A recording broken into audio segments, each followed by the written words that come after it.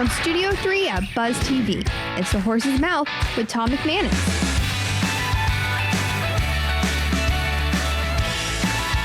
All right, welcome into Campo's Corner with Coach Dave Campo here at the Horse's Mouth. At my bar, of course, Tommy Max, and brought to our good friends at All Dry Services of Southeast Jacksonville. It's my favorite segment of the week because we're talking football with the coach, Coach Dave Campo, right here at the bar. Hey, Coach, how are you? Hey, Tom, good. Got the 95 ring on today, I see. Looking I do. sharp. Yeah, I like it. Yeah, it's. I don't wear it a lot, but I started wearing it more so that some of the people that are around like to put it on and that's see an it, attraction, stuff like no that. doubt about it. It's really not an ego thing. It's a conversation make people piece. Feel good. Yeah, absolutely. Exactly. Make them feel better.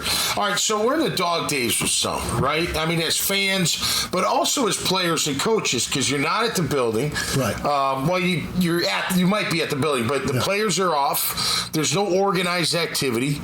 But what are coaches doing during this time? Are you guys still grinding? Are you still working on game plans? You're still working on, implementation of whatever during camp, evaluations? Do you guys go take a break? Do you try to, what would you do? Like, would you get your staff together for a weekend or a week and just kind of relax and enjoy? What do coaches do in the NFL level during this dog days? Well, I can only speak for what we did going back. Yeah.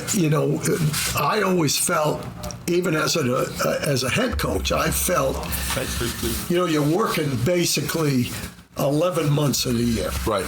You got 1 month. Okay. Between the end of OTAs and when you start training camp. You really need a break.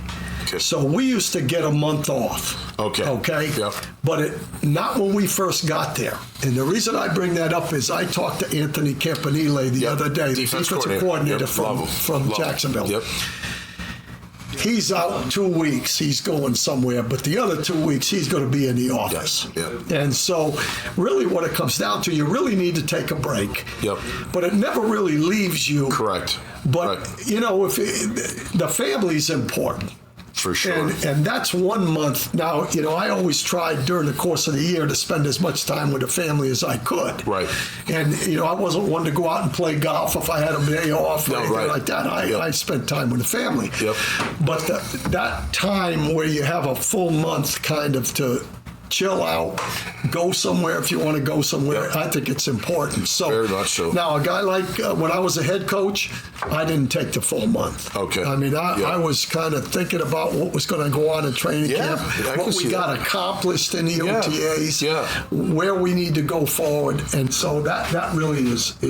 It depends on who you are, what position you have, and but that balance in your life is really important. I don't think most people understand that. Well, and you have to have a special wife to be a coach's wife. Oh, there's no doubt about my it. wife ran the house basically, and the interesting thing about what you just said, you know Dick Vermeil very well. Yeah, absolutely. I know Dick very well. Yep. He was at the J Fund this year. I had a chance to talk to him a little bit. Great. I mean, Hall of Fame guy. Yep. It got to him. Yeah. We had earlier in the day at the bar, we had Sally Ward who talked about the mental. We were talking about what happened with Biles. Simone Biles. Sometimes if you're really tunneled in every single second of your life, it can get to you. Yeah, that's right. And so you really have to balance that out a little bit if it's going to be a longevity thing. Absolutely. Okay, so let's talk Jags. They're in their time off right now. They'll start camp. Rookies start July 19th. They'll be here before you know it. Right. And especially the players. It's like a blink of an eye. You think you got all this time. Next thing you know, like, oh no, I'm going to camp. Yeah, like it's like here come the days of hell with training camp. I look at this team, and I know you traveled a little bit this offseason. I got to see them quite a bit.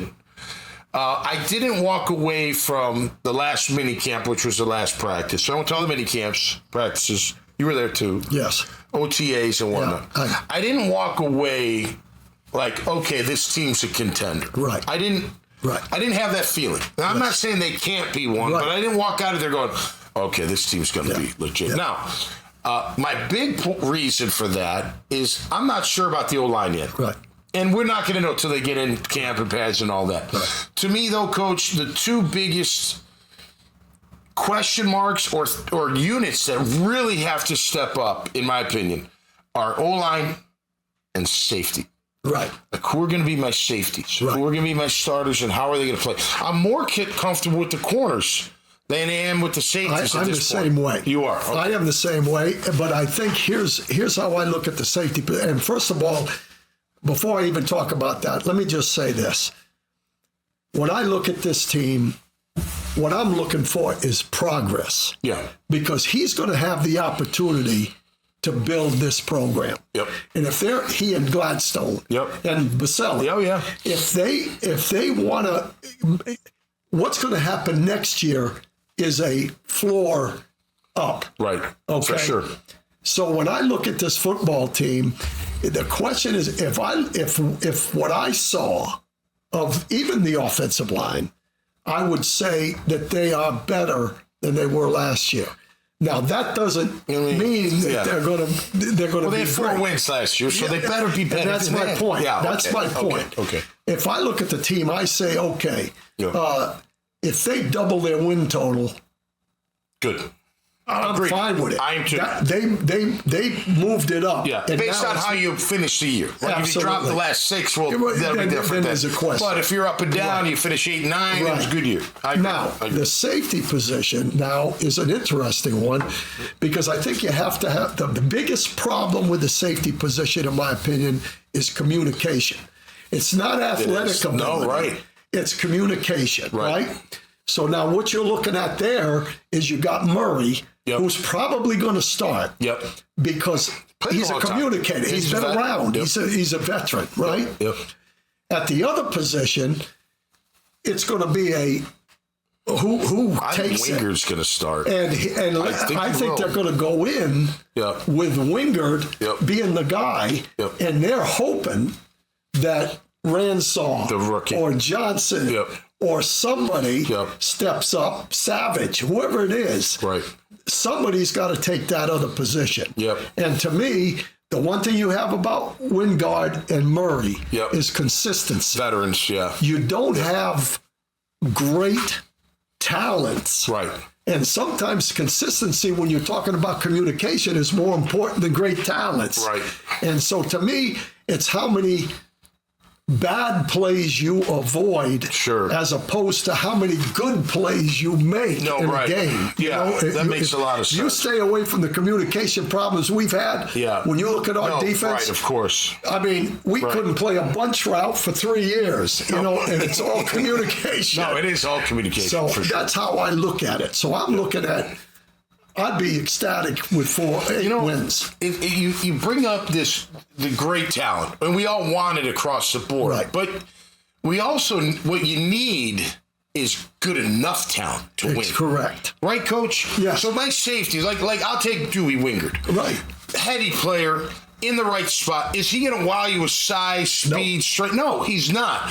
But he's good enough to play that position. And he's a football player. And to win. You know he's a football player. Right. That's so the thing at the end of the day, to me. Sure, you want all the best athletes at every position. Right. But sometimes you got to sit there and be like, he's not going to be out of position. He's not going to make mistakes, and he's good enough to play that position. Absolutely. Right? And a perfect example of that for me is Bill Bates, who played for us with the Cowboys. Yeah, for sure. 15-year career with not a lot of talent. Right. And that's the kind of guys. Enough talent. That's my point. Top talent. Right. That's exactly right. I wasn't top talent. I just had enough. Yeah. I wasn't the fastest, but I was fast enough. I wouldn't have quit, all that. Exactly. Okay, let's wrap up with this. Okay. Because we all know this year, every team, it comes down to the play of the quarterback. Right.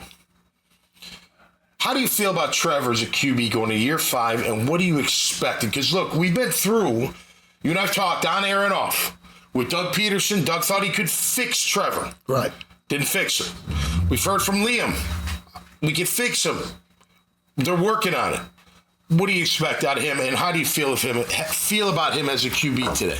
Well, they've gone to what I call a timing offense. Yep. Number one. For sure. Okay, so everything that's what we were with Troy Aikman.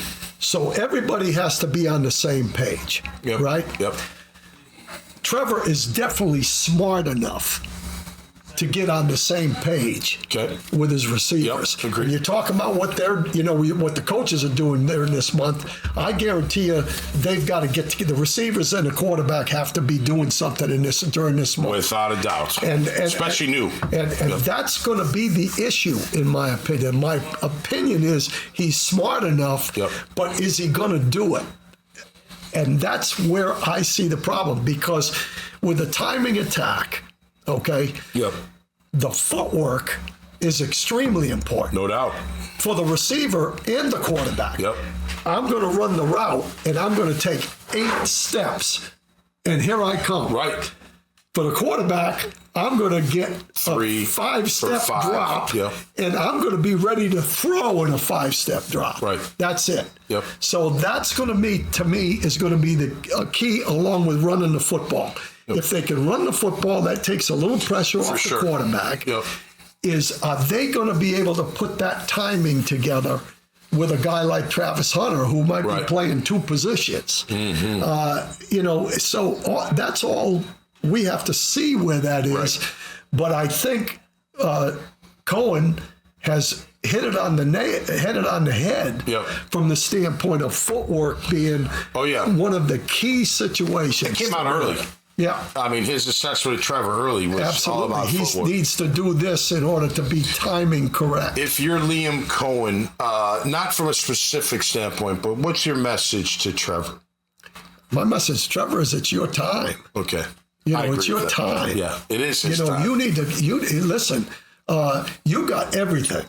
Yep. You're got everything. When I came here with this story already, but it kind of parallels it, in my opinion, although it's a different situation. When I came here with the Jaguars, Rasheed Mathis was a safety that had converted to corner. Right. Okay? Right. And when he, and he was a tremendous athlete. Yeah.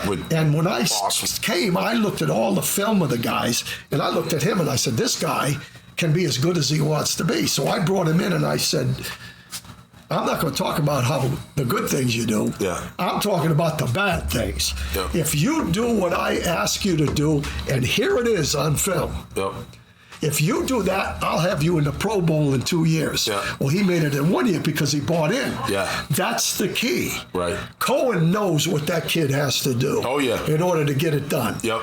Does he want to get it done? Yep. That's the bottom line. Yep. And I've heard Doug Peterson say, he's got it all if he wants to. If he wants it, no doubt. So that's going to be the key to me. I agree. And at $275 million, I think he needs to want to. Yeah, it's time to step up. Your time. Right. That's it. All right, let's wrap it up with the running back position. You think they keep all 4? Etienne Jr., Bigsby, Tootin, and the kid out of Syracuse, Allen. I think they all bring something to the table. Yep.